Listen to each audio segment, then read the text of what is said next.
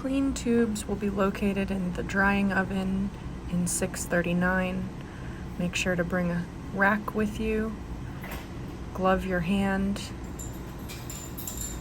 The tubes will be upside down, so just flip them upright and put them into the rack.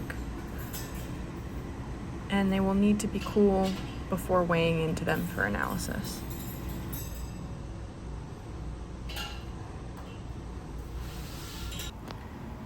To the left of the desk, underneath, you can find the protocol printed out, as well as blank sample sheets where you can fill in the weights before and after degas.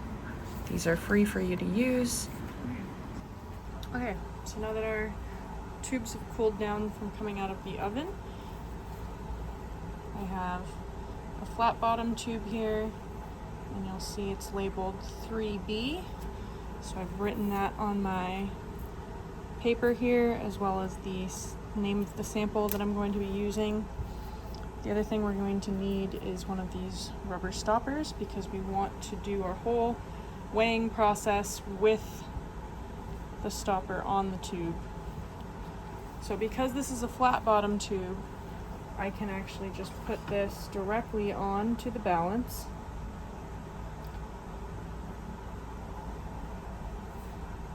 You'll notice over here in the background I have my anti-static device on, and that's helpful for keeping the static of powders down while we're weighing. The power button is just right on the back. Okay, so I'm going to write down this number as my empty tube weight.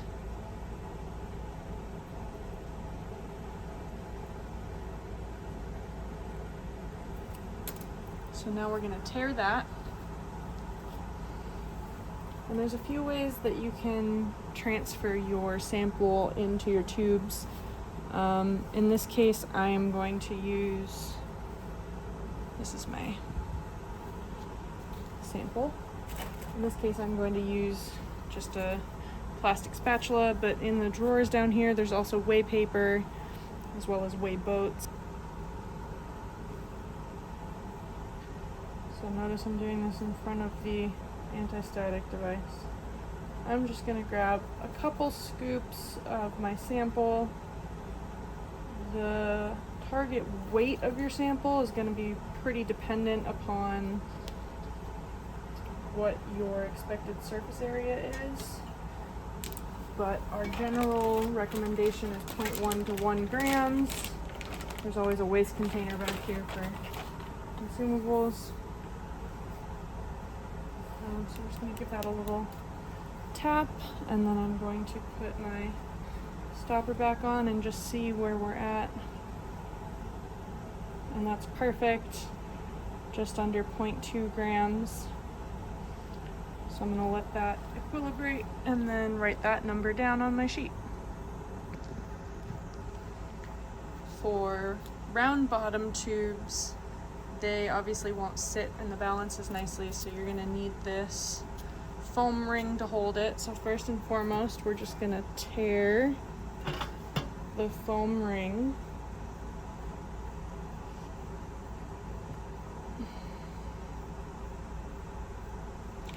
And then, please do not push your tube down into the foam ring on the balance. Remove the foam ring, put your tube in it, and then put the whole thing in together. We don't want to push down on the mechanism in there.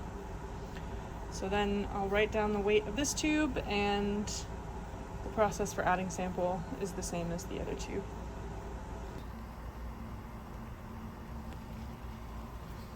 So we have our sample tube with our stopper. First, we're going to grab one of these gas lines. This is connected to our UHP nitrogen tank that's closest to the wall. Please make sure that is on and has enough pressure in it to run overnight. So you're just gonna scoot the rubber stopper aside just enough so that the needle fits in, and then we're just gonna, let me just move here. put the needle down until about 2 inches from the bottom, 1 inch from the top of the bulb. You can see that there. And then you're just going to secure it in place with your stopper so that it doesn't move. And then you're going to grab this little metal cover.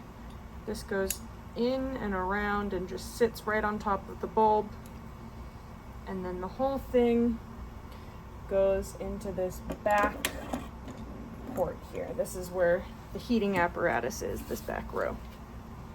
So we're just going to do that 2 more times.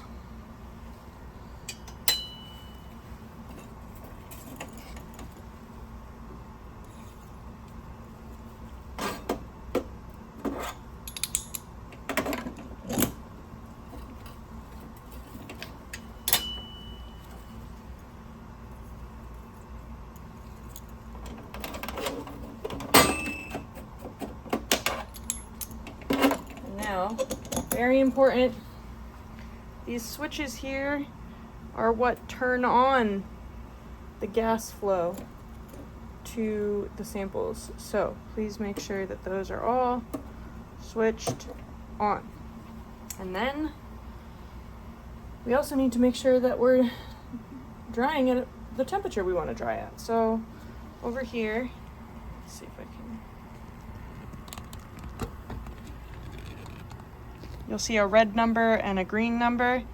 The red number is the current temperature and the green number is the set point. So there's some this gauge has up and down arrows here. So we're just gonna go up and hold it until we get to our desired degas temp, which I overshot a little bit, but that's okay, of 110 in this instance. And then that red number now should start increasing slowly because there it goes. Now it knows what we're heating to.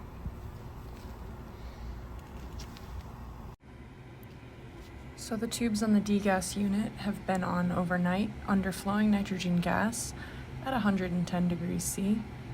So what we're going to do is take them off the heat to let them cool. So you'll notice you need to pick up the tube and use another hand to pick up the metal part that sits around the tube as well, and move the whole thing into the front row of holes where it will cool down.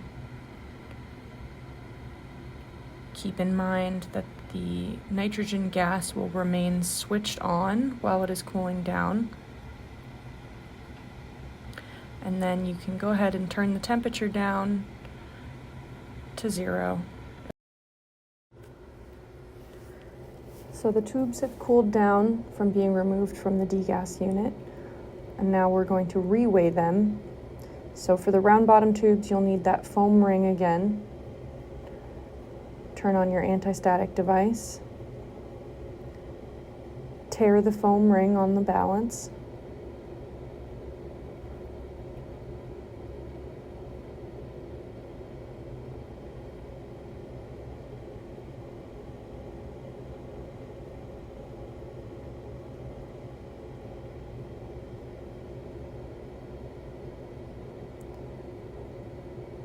Then reference your tube ID to your sheet.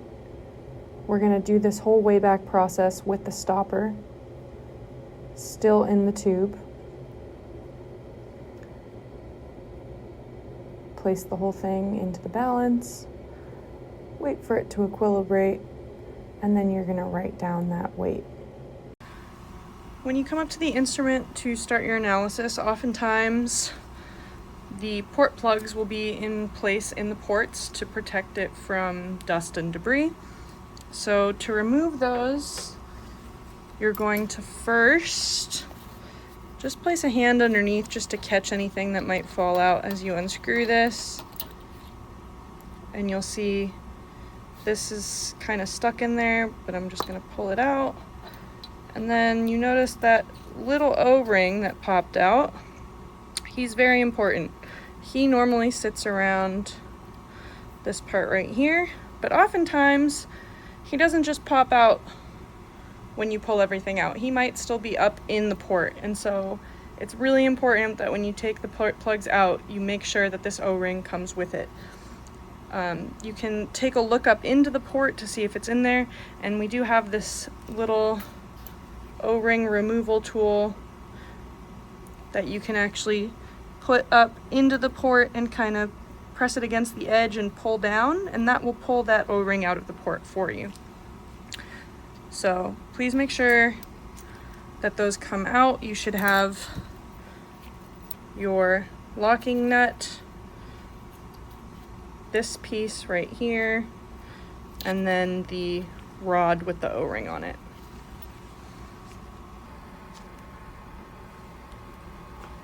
Okay, so we're going to be loading our samples onto the instrument. You can see over here we have a diagram for which port is which number. 1, 2, 3 is in the back, 1, 2, 3 is in the back. We also want to be mindful of this foam cover. There are holes in it, so what you're going to do, we're going to first take off our stopper, and then we need to add 2 things. We're going to add an isothermal jacket, and it's going to come all the way down to the bulb. And we're also going to add a filler rod, which is just going to sit and hang on the top of the tube.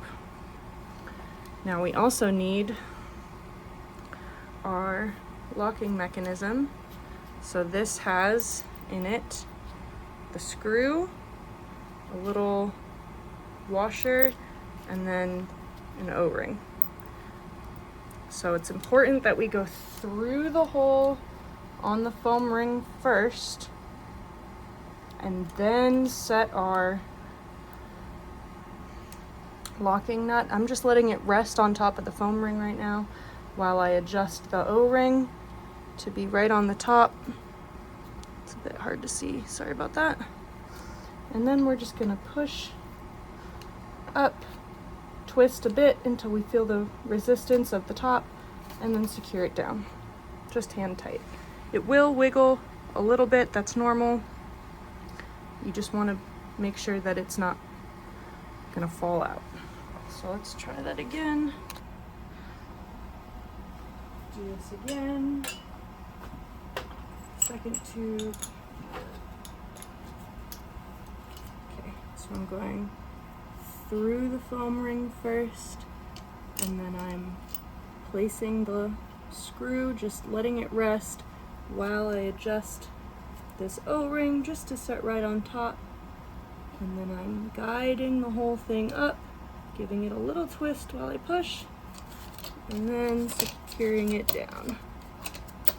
You want to always keep one hand on the tube just in case it's not tightened down. You don't want anything falling in the LN2 or out and breaking. Okay, last one. The back one's a little tricky, but same idea. Through the foam ring with the O-ring, and then twist and push and secure down.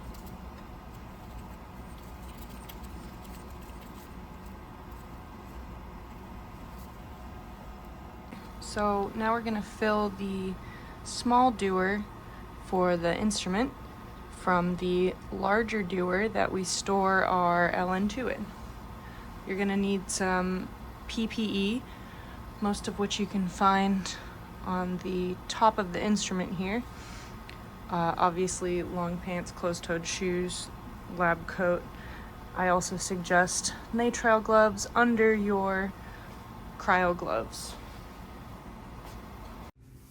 So you'll need your eyewear, at least one cryo glove. We have 2 sizes available. You're gonna unwind the hose and place it gently into the dewar and just rest it. You want about a foot or two of space between the two dewars so that the hose isn't kinked up.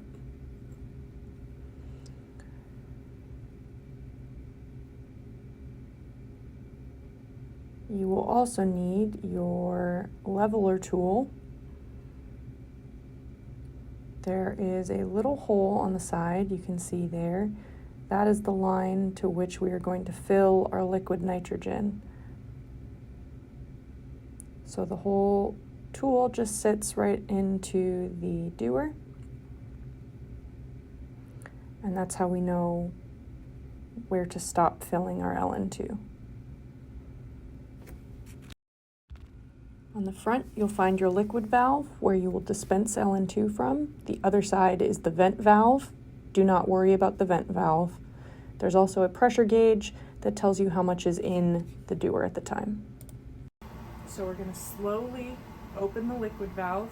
It's going to be loud.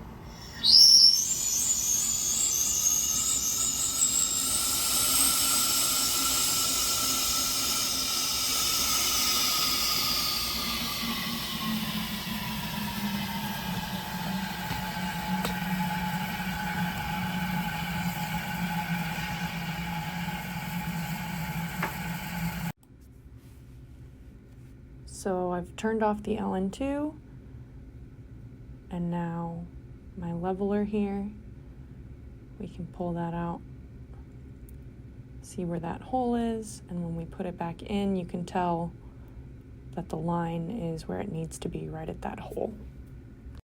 So now with your cryo-gloved hand, I'm going to remove the hose from the dewar. Around, just set it through the handle here.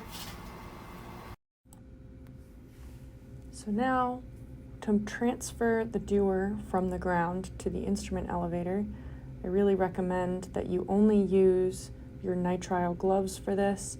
The cryo gloves, as protective as they are, have terrible grip on them, and the lip of the dewar should protect you from any splashing as long as you're safe and secure. So you're going to lift it up and just put it right onto the elevator there. You really need to make sure that the ends are within those lip edges on the elevator, and then you're good to go.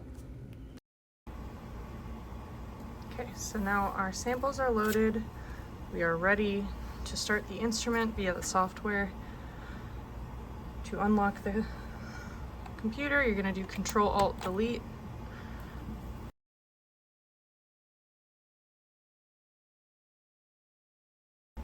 So this is our Tristar 2 Plus software. It should always be open, but if not, you can find it on the desktop here right in the middle, along with some other helpful information like the protocol, the manual, and then I also just want to draw to your attention, there is an older version of this software over here, the Tristar 23020. It looks exactly the same, so please, please, please be careful and make sure that you have the Tristar 2 Plus version open. Okay, so first we're going to go to Unit 1, Sample Analysis. We're going to select New for our first sample, first port here, and then this part is very important. So we are going to hit this Replace All button, and we're going to find under Data, just the main Data tab, there should be, down here, any of these Test, New, Report, Replace All files. Double click. Now what this is going to do is bring up a bunch of default method conditions and reporting conditions that we want for our full isotherm. We have, let's see, 91 pressure points. We have the report options that we like here. All of this is adjustable, so please ask if there's something that you need that you don't see, or if you'd like just surface area or less points or whatever. It's very adjustable, so please ask. All right, our sample name here.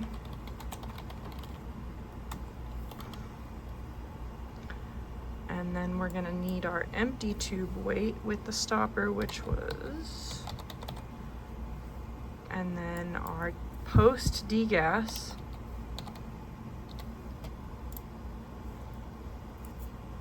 And now we're going to save as.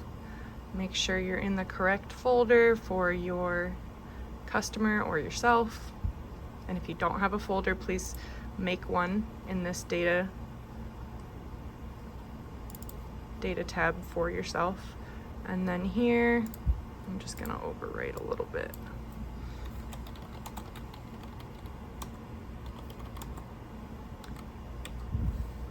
I think it's best practice to have the date and which port you ran on every time in the sample file name, so it's easy to go back and figure out later. So now you see my save is grayed out here, and we can close this. So now all my information for port 1 matches my sample for port 1. We're going to do this for the other 2 samples. So now all my sample information is entered, my tubes are loaded, my LN2 dewar is filled to the line with LN2. I am ready to start. So you can go ahead and click the start button here. And then down here, this is kind of like your status update. This will tell you exactly what it's doing. And it's gonna take about 2 hours before it actually starts measuring any isotherm pressure points. It's gotta do a lot of equilibrating and free space measurements and backfilling and all of that. So I usually tell people at this point, just walk away. If you can, come back and check on it in 2 or 3 hours just to make sure that everything is sealed properly and it's actually in measurement mode, but if not, it's not a big deal. And then also just, again, move your sample sheet over from the currently drying to the currently running folder. Okay, so our samples ran overnight, and you can see that the run is complete because our status window down here is empty, and also our tubes are visible, the dewar is lowered. But you can see our 3 isotherms here for each sample. They're color-coded by port. If you want to just preview each report briefly, you can see here your surface area data, and this first summary page has kind of a summary of all the calculations, pore volume, pore size, and then you can toggle over here.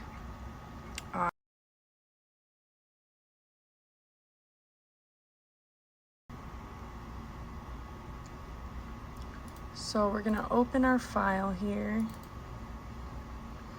and toggle to BET. And right here we see that we have linearity up here on our surface area plot, and our C value is positive, and we have a good correlation coefficient. Down here we want the points to be selected that are past 0.001. Usually it's 0.01 to like 0.5, but not always. Depends on the sample. So here, this bar you can drag back and forth, and you can see as I do that it highlights different points with little circles. And so by moving this bar so that I'm excluding the downward sloped points here and only including where it kind of stops at its little peak, that will give us the best possible surface area data. So you'll just need to click save here and then close. And then you can now go back into your report, and your changes should be saved on your summary page, and you can print to PDF. If you do save as, it will save as a huge data file that's really hard to email or send anywhere, so I always recommend printing to PDF. And then you just save it. Now, if you want your data in Excel format, That's also possible. You will just go to Reports, Start Report, pick your sample. You'll come to File down here, and under File Type, you'll do .xls and make sure that the location it's saving is still your same folder. Hit OK. Now you can include more reports than what automatically gets selected, but generally most customers are okay with the auto-selected amounts. Once you hit OK, you won't see anything happen, but if you come back in here, you'll be able to see your Excel file. And now you can plot the data yourself if you'd prefer, or do any post-processing that you might like. So here I've opened an example of a report that is considered failed. This is our zero pressure line right here, and you can see we have a couple points in the positive, and then everything past like 0.3 just dips way negative, and even our desorption doesn't even make it back above zero. So in this case, we would say that this data is unusable. Any data that you get from here is not going to be accurate. I mean, we have negative surface area, all sorts of crazy stuff. So there's a couple things you can do in this case. You can rerun your sample with more mass. It could just be that the surface area was not high enough to be within the detection limits of the instrument. You could try drying at a higher temperature or for a longer time. It could just be that there's moisture or some sort of volatiles still trapped in your pores or on the surface that didn't get removed during degas.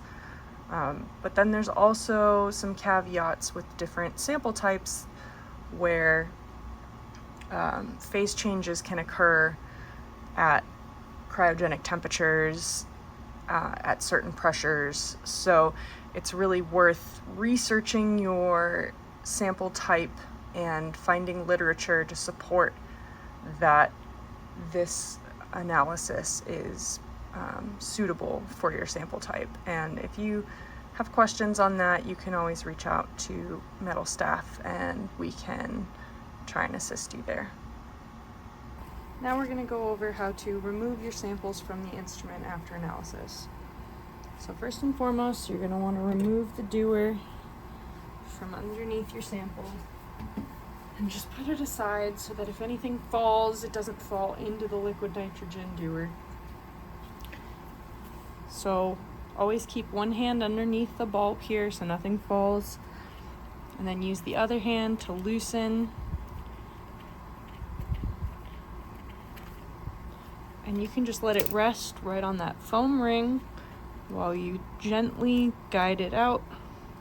You want to make sure your O-ring is still there. And now while holding the tube, you're going to slide the fitting, the washer and the O-ring off. You can put that aside and then carefully remove this through the foam ring. And you can put away, clean and put away your filler rod and your isothermal jacket.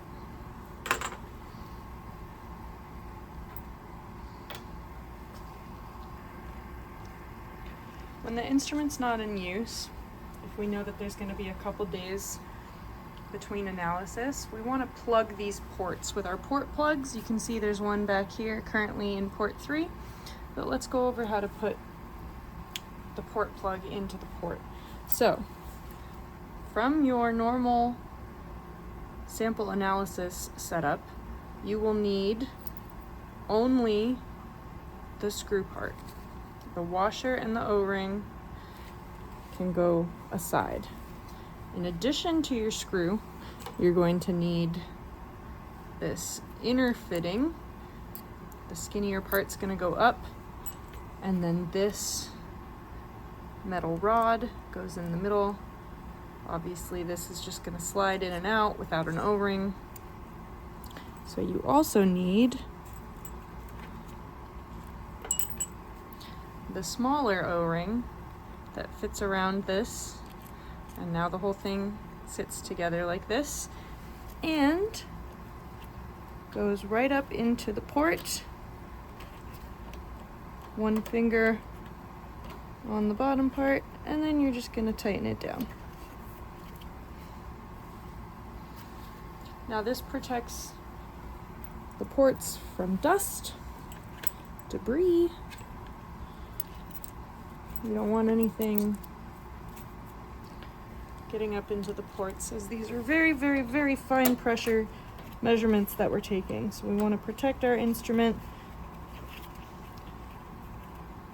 make it last as long as possible for everybody. So we have some dirty BET tubes here that we're going to clean. We're always going to use our DI water for this process. So go ahead and turn on the DI water first. And depending on your sample type, you may have some residue left over in your tube.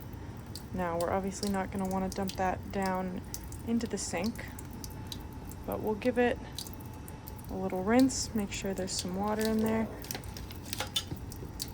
And then we'll use our designated waste container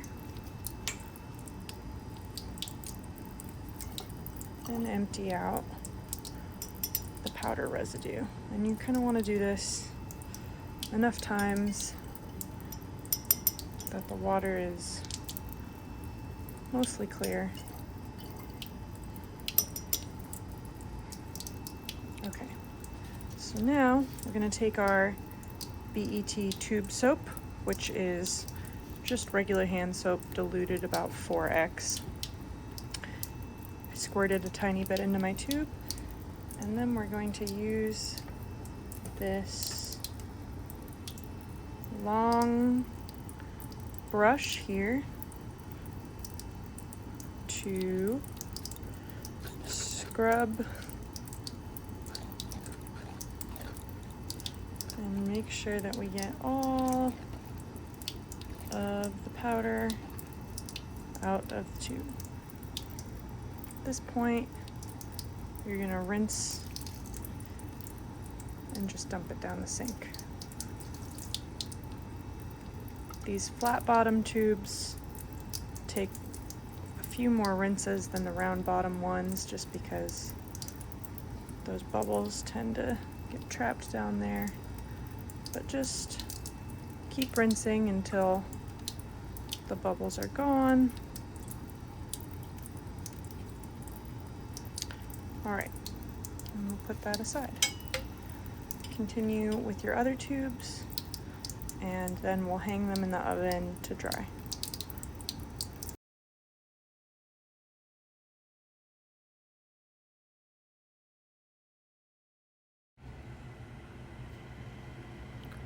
When clean, you can hang your tubes in the oven in 639 to dry.